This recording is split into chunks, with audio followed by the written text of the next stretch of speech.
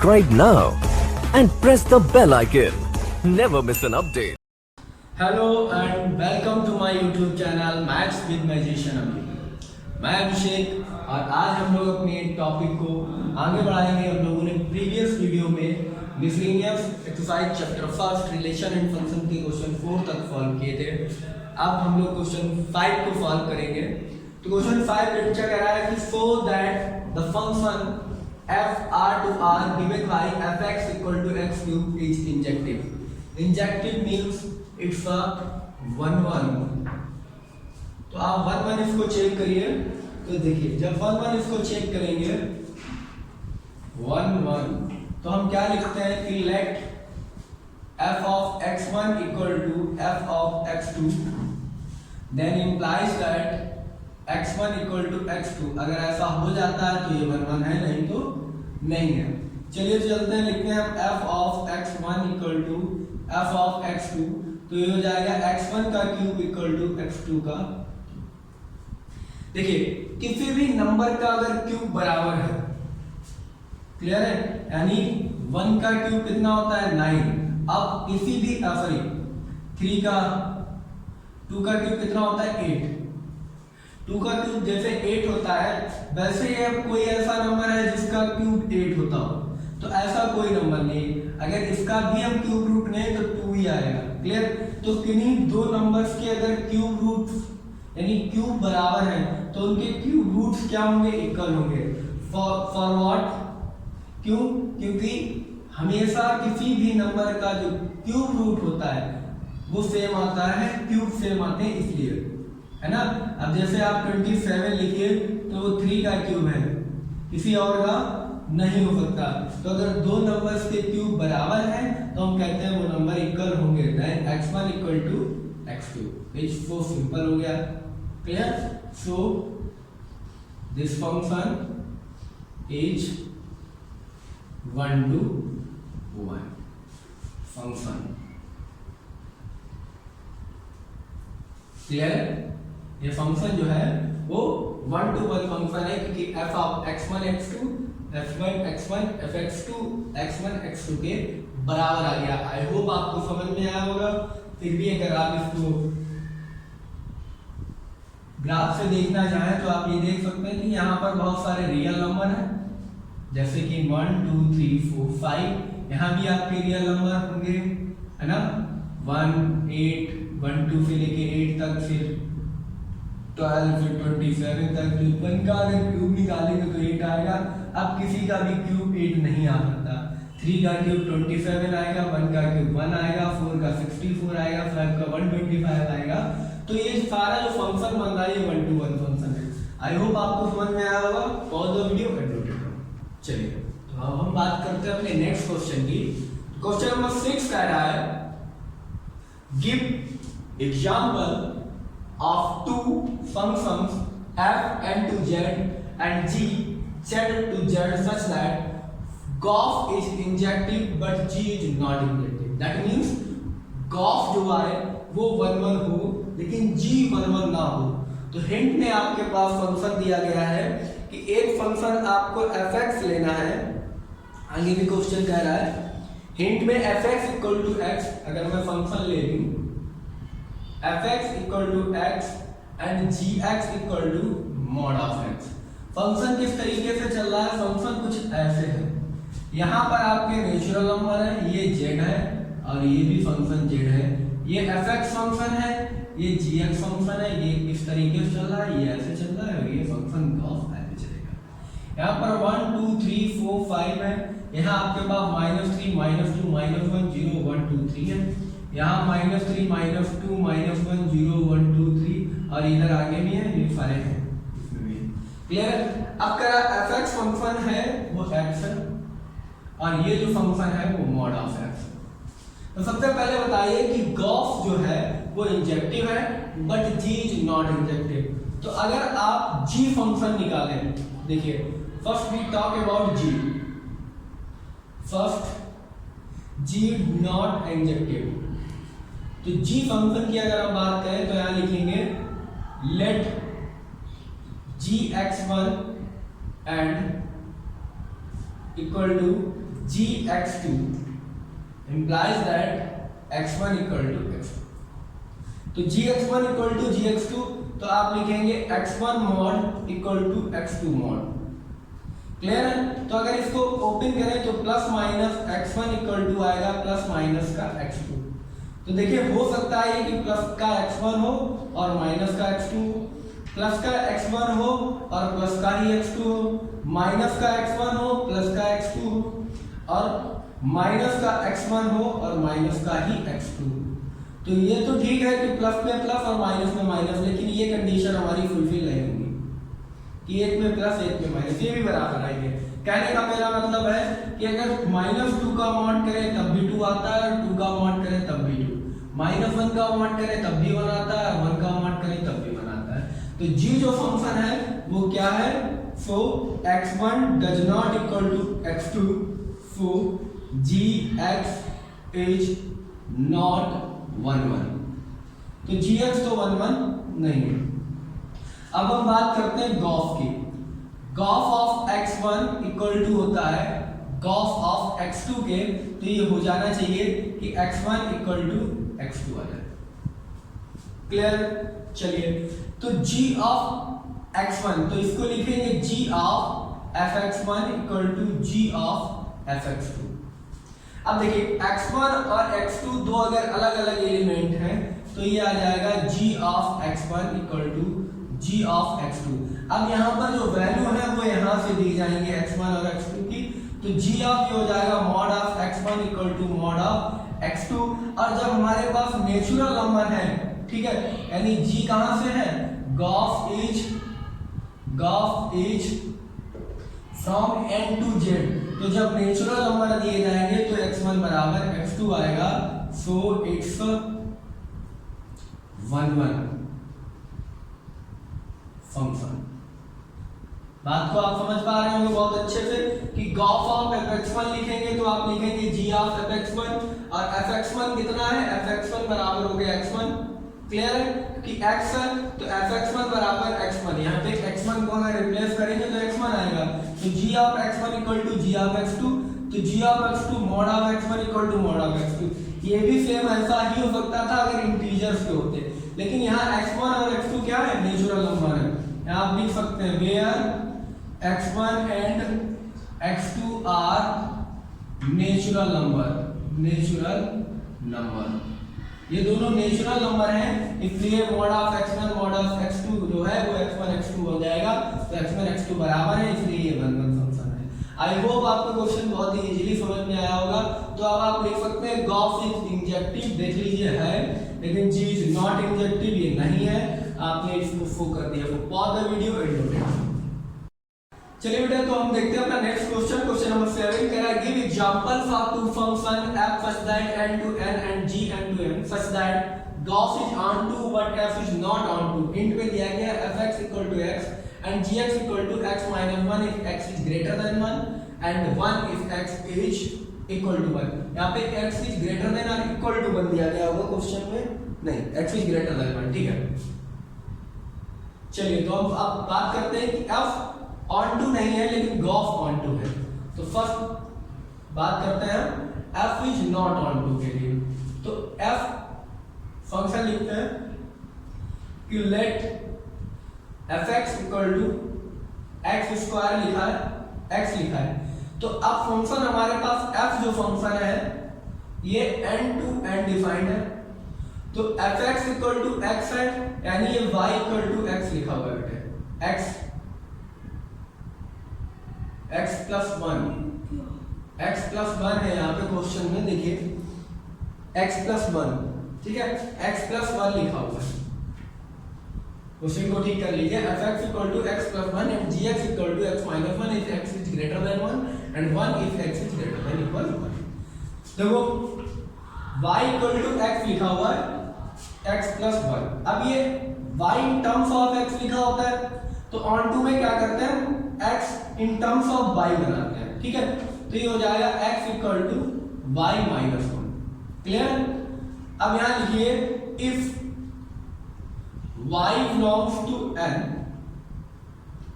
then y equal to 1 is not exist any x in domain. क्यों नहीं होगा?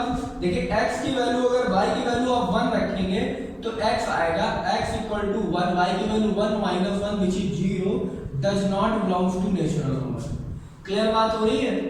क्योंकि यहां पर ये बात को आप समझिए, ये 1 2 3 1 2 3, तो अगर x प्लस 1 होता है तो 1 में जोड़ेंगे 2 आएगा, 3 आएगा, 4 आएगा, लेकिन 1 की कोई भी इमेज यहाँ नहीं है, प्री इमेज नहीं है। तो हम लिखते हैं y कोई वैल्यू है जो n से बिलोंग करती है, और हमने ले लिया एंड लिख दीजिए and y belong equal to 1 is not exist any x in domain. Domain में कोई भी x नहीं है जो इसकी इमेज बनाए, क्योंकि x इक्वल टू 1 माइनस 1 जो 0 हो जाता है, जो n नहीं है, नेचुरल नंबर में 0 नहीं होता। तो हम लिखेंगे f is not onto function, f जो है वो ऑन टू फंक्शन नहीं। अब हम बात करते हैं गॉफ की, सेकंड बात करिए हम गॉफ की। तो गॉफ क्या होता है? g of f। तो पहले g ऑफ fx निकालेंगे आप, तो g ऑफ fx निकलेगा g of fx। g of fx कितना होगा? g ऑफ fx होगा हमारा g of x plus 1। Clear है? और x प्लस 1 कब होगा? यहां पर दो कंडीशन बनेगी आपकी, x minus 1 if x is greater than 1 if x is equal to 1। अब अगर मान लीजिए x ग्रेटर देन 1 है, if x is greater than 1 then g of x plus 1 equal to x plus 1 minus 1।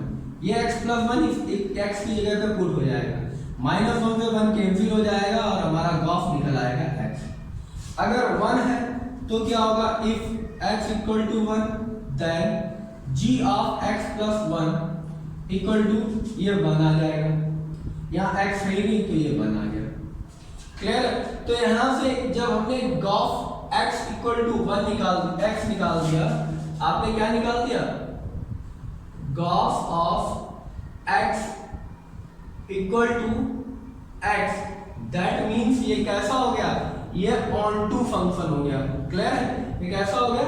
On to हो गया। Clear है? On to दिखाने के लिए हम इसका प्रयोग करते हैं। So it's onto function. Clear है? ये आइडेंटिटी ऑफ एन आ गया, नेचुरल नंबर। जो आप यहाँ पे रखेंगे वो आपको यहाँ पे मिल जाएगा। क्यों? क्योंकि देखिए आपकी x की वैल्यू 1 और 1 से बड़ी होगी। जब आप 1 रखेंगे तो आपको 1 मिल जाएगा, और 1 से बड़े रखेंगे तो आपको सारी वैल्यू मिलती रहेंगी। यानी ग्रेटर देन 1 होगा तो सारे x होंगे, और जब आप x की वैल्यू इक्वल टू 1 रखेंगे, x 1 रखेंगे तो आपको 1 वापस मिल जाएगा। मेरी बात को आप समझिए, यहाँ पे 1 2 3 4 5 यहाँ लिखा होगा 1 2 3 4 5। 1 रखने पर 1 मिल जाएगा, x की वैल्यू 1 तो 1 मिल जाएगा। अब x की वैल्यू अगर आप 1 से ज्यादा रखेंगे, यानी 2 रखेंगे तो 3 है, 4 है, 5 है, 6 है, यानी सबकी इमेजेस आपको मिलेंगी इन सारे एलिमेंट की। क्लियर है? तो जब सबकी इमेज आपको मिलती रहेगी तो ये हमारा हो जाएगा onto function. I hope आपको समझ में आया है, क्योंकि गॉफ हमारा क्या आ गया?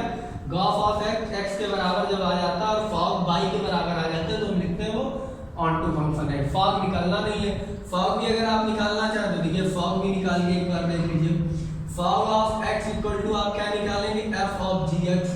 जब gx आपका 1 से बड़ा होगा तो आपका x माइनस 1 आएगा। ठीक है? तो आप लिखेंगे x माइनस 1, इसको रख देंगे आप उसकी जगह पे, तो आपको क्या मिलेगा? x माइनस 1 प्लस 1, 1 से 1 कैंसिल, फिर आपका x आ गया। क्लियर? तो आप यहाँ से लिख सकते हैं gof of x equal to fog of x equal to x this for this function is onto. ये आपके लिए बहुत ही इजी हो गया। अब मैंने गॉफ फॉग भी निकाल दिया। So pause the video and note it down. देखिए बेटा अब हम चलते हैं अपने नेक्स्ट क्वेश्चन नंबर 8 पे। तो कह रहा है give a non empty set x, मान लीजिए x कोई ऐसा सेट है जो खाली नहीं है। Consider a power set of x which is the set of all subset of x. Define the relation R in the Px as follow.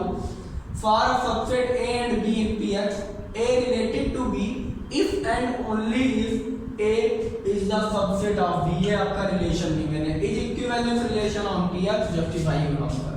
यहाँ पर थोड़ा समझ लीजिए क्या होता है कि मान लीजिए x कोई अगर सेट है 1 2, ठीक है, तो power of x power set बनते हैं हमारे पास 1 2 1 2 एंड 5। ये आप लोग जानते होंगे बड़े अच्छी। क्लियर है? Subset of correct define the relation correct of subset A and B जो इसमें हो, तो ये मान लीजिए ए है ये बी है। For the subset A and B in Px, A related to B if and only if A is the subset of B। यानी A में जो भी एलिमेंट है वो B में भी हो। A is the subset of B. A related to B if and only A is related, A is the subset of B. तो B मान लीजिए A और B, तो A के जो भी एलिमेंट है वो B में है। Is equivalence relation on Px, तो क्या ये इक्विवेलेंस रिलेशन शो करेगा? जस्टिफाई और आंसर अपना आंसर बताइए। तो सबसे पहले आप इक्विवेलेंस दिखाने के लिए रिफ्लेक्सिव, सिमेट्रिक और ट्रांजिटिव चेक करते हैं।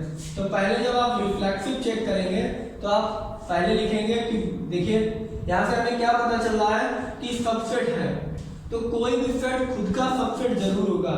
We know that all set is the subset of all the set is the subset of itself, or we know that all the set is the subset of itself। Clear? A इस तरीके से आप क्या लिख सकते हैं? A is the subset of A। A में जो एलिमेंट है वो A में जरूर होगा। तो फिर आप यहाँ पे लिख सकते हैं A related to A for every A belongs to Px। A belongs to Px। Clear है?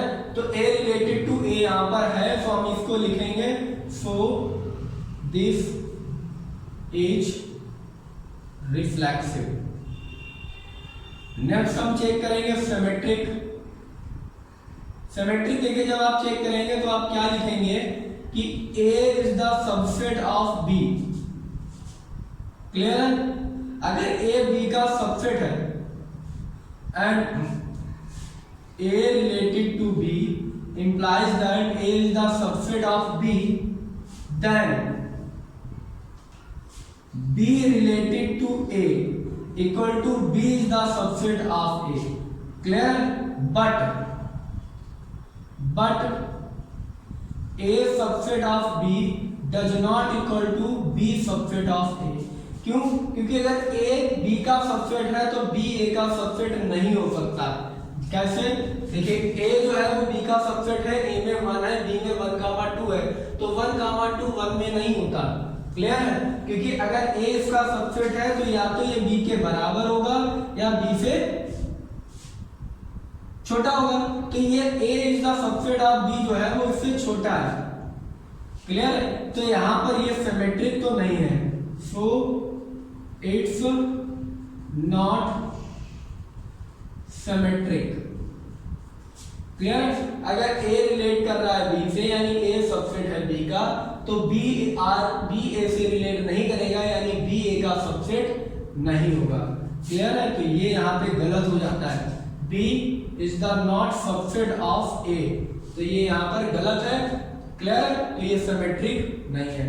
अब आप ट्रांजिटिव देखिए, तो जब आप ट्रांजिटिव चेक करेंगे तो आप लिखेंगे A related to B, that means A is the subset of B and B related to C, that means B is the subset of C।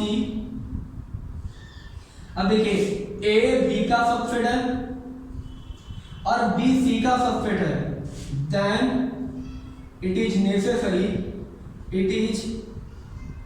necessary that A is the subset of C, तो A C का subset होगा, A B का subset है, B C का subset है, clear है।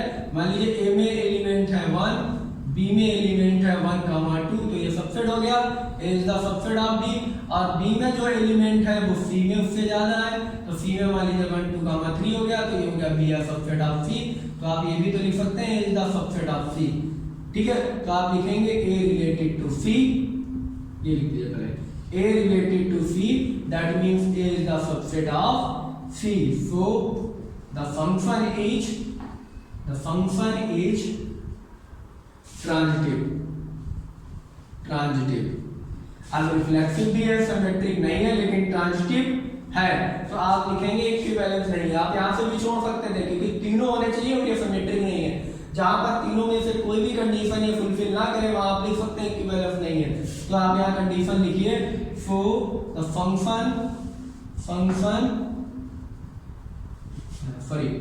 relation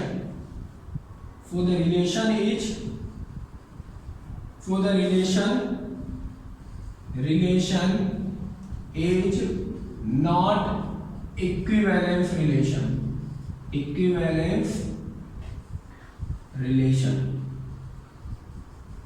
clear. आपका ये रिफ्लेक्सिव भी नहीं है, सिमेट्रिक भी नहीं है, ट्रांजिटिव भी नहीं है, सॉरी रिफ्लेक्सिव है, ट्रांजिटिव नहीं है, ट्रांजिटिव है, सिमेट्रिक नहीं है, केवल सिमेट्रिक नहीं है, इसी वजह से इक्विवेलेंस नहीं है। अगर ये सिमेट्रिक होता तो इक्विवेलेंस होता। I hope you understand, so pause the video and note it down. तो नेक्स्ट क्वेश्चन हमारा क्वेश्चन नंबर 9, बाइनरी ऑपरेशन पे क्वेश्चन है ये, अच्छा क्वेश्चन है, देखिए। Correct. Given a non-empty set X, consider the binary operation asterisk Px into Px, power set of X, power set of X to power set of X, given by A asterisk B equal to A is the intersection B for all A comma B in Px, where Px is the power set of X, so that X is the identity for this operation and X is the only invertible element in Px with respect to the asterisk। देखिए समझ लीजिए पहले, जैसे हमने एक बार अभी आपको समझाया कि x मान लीजिए 1, 2, 3 है, इसका जब हम पावर सेट ऑफ x निकालें तो क्या निकलेगा 1, 2, 3 डॉट डॉट, ठीक है 3 एंड फिर 1, 2, 1, 3, क्लियर एंड 1, 2, 3, 4, 5, 6 हो गया तुम्हारा 1, 2, 2, 3, क्लियर 3, 1, 1, 2, 3, 4, 5, 6, 7 और एक आपका हो जाएगा 5, क्लियर है।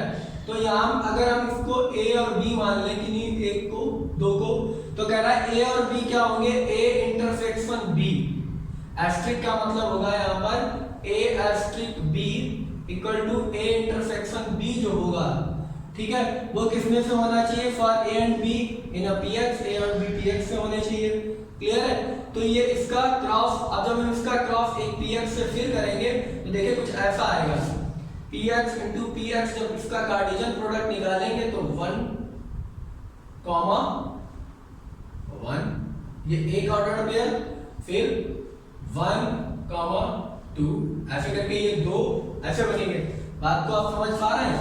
देखिए Px क्रॉस Px क्या बनेगा, ये ऐसे बनेंगे 1, 1, ये एक एलिमेंट बना ऑर्डर पेयर का, फिर 1, 2 ये दूसरा बना, फिर 1, 3 ये फिर तीसरा बनेगा। पहले ये सबसे मल्टीप्लाई होगा, फिर ये सबसे, फिर ये ऐसे करके पावर सेट बनते हैं, कार्टेशियन प्रोडक्ट बनेगा, क्लियर।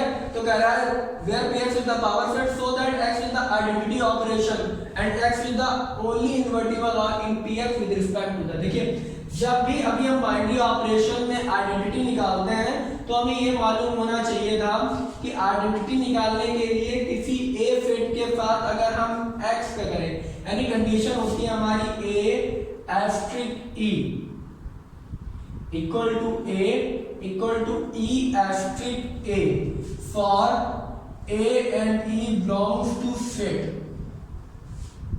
ठीक है, ये हमारे सेट से होने चाहिए, दैट मींस जो हमारे पास Px दिया गया है। अब A कोई मान लीजिए एलिमेंट है A और एस्ट्रिक ई क्या है, आइडेंटिटी कह रहा है, वो आइडेंटिटी x होनी चाहिए, सो करना है so that x is the identity, तो x इक्वल टू क्या आ जाए, a आ जाए, या आप x के साथ आइडेंटिटी निकालें a की और आपको a मिल जाए, for a and x belongs to px, set x से, ठीक है। ये आपका होना चाहिए, यानी इन्हीं से होने चाहिए ये तीनों, px से, पावर फेट ऑफ x से। अब जब ये सारे के सारे पावर फेट ऑफ x में होने चाहिए, तो अब यहां से आप क्या लिखेंगे, आप यहां से इसकी कंडीशन लगाएंगे, तो a इंटरसेक्शन x क्या आएगा, a और x का इंटरसेक्शन, देखिए a मेरा ये है, ठीक है, या मान लीजिए ये निकलेगा पावर सेट से, अगर हम a और b लें तो a इससे निकलेगा, और x के साथ अगर इंटरसेक्शन लेंगे तो हमें a मिलेगा, क्योंकि a और x में कॉमन क्या है, a छोटा है x बड़ा है, तो a मिलेगा, ठीक है। और अगर हम x इंटरसेक्शन a भी लेते हैं तब भी हमें a मिलेगा, क्लियर है। तो सो बात को आप समझिए, a इंटरसेक्शन x, तो a और x में जो कॉमन होगा वो मिलेगा, a और x में जो कॉमन होगा वो a होगा, क्लियर है। और इसी तरीके से x और a में जो कॉमन होगा वो इसमें मिलेगा, तो for all a belongs to px, clear है।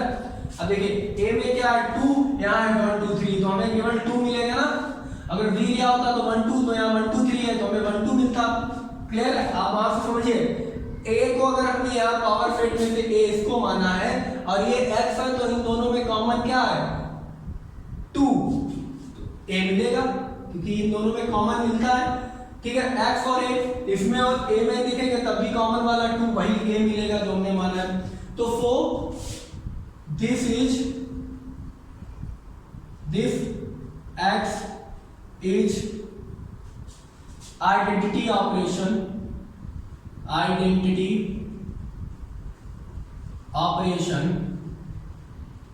या आइडेंटिटी एलिमेंट, आप लिखिए आइडेंटिटी एलिमेंट, ये क्या है, आइडेंटिटी एलिमेंट है for this operation. I hope आपको समझ में आ रहा होगा, ठीक है। नेक्स्ट अब हम बात करते हैं कि ये जो आइडेंटिटी ऑपरेशन है उसके बाद क्या है, x is the only invertible, x केवल इसका इनवर्टिबल है, इसको छोड़कर कोई भी इसका इनवर्टिबल नहीं है। तो हम लिखते हैं नाउ इन एलिमेंट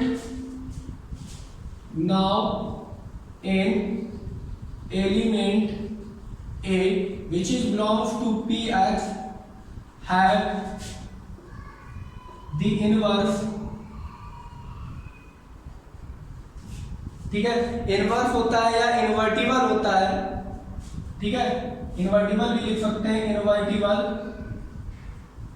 इफ कोई b उसमें बिलोंग करे, एग्जिस्ट करे, if b belongs to px exist in the operation, अगर कोई b इसमें बिलोंग करे, दैट मीन्स कंडीशन ये होती है a asterisk b equal to e आ जाए, या b asterisk a equal to e आ जाए, क्लियर है। तो a asterisk b equal to e आ जाना चाहिए, तो इसको हम लिखेंगे a asterisk b equal to x आ जाए, क्योंकि x हमने पहले आइडेंटिटी निकाल दिया है, या b asterisk a आ जाए फॉर ऑल ये फाइन बना दीजिए a b and x belongs to power set of x, ये सारे पावर फेट से बिलोंग करेंगे। अब देखिए ये जब हम इसकी कंडीशन को हटाएंगे, एस्ट्रिक क्या कहता है, एस्ट्रिक हो जाता है a इंटरसेक्शन, तो a intersection b equal to x equal to b intersection a, clear है। तो a और b का इंटरसेक्शन करने पर x आएगा, कब आ जाएगा, देखिए ये a है ये b है, 2 1 2, इनका इंटरसेक्शन करने पर x कब आएगा, नहीं आ सकता, 2 1 2, इन दोनों में का इंटरसेक्शन 2 और 2x के बराबर नहीं है, कब तक ऐसा नहीं हो सकता, जब तक दिस इज नॉट पॉसिबल, ठीक है, this is not possible till A and B and X does not equal, तब तक जब तक ये आपस में इक्वल ना हो, this can be possible, possible कब होगा ये, this can be possible when A equal to B equal to X, ठीक है। सो X is only invertible, ठीक है, X is the only invertible element of the operation। ये केवल x जब ऐसा होगा a b और x तीनों बराबर हो तभी आप देखिए a का इंटरसेक्शन आप b के साथ करेंगे और ये x के बराबर है, a b और x सब बराबर है तो x इंटरसेक्शन x करने पर आपको x मिल जाएगा। क्लियर है? आई होप आपको समझ में आया होगा। So pause the video and note it down.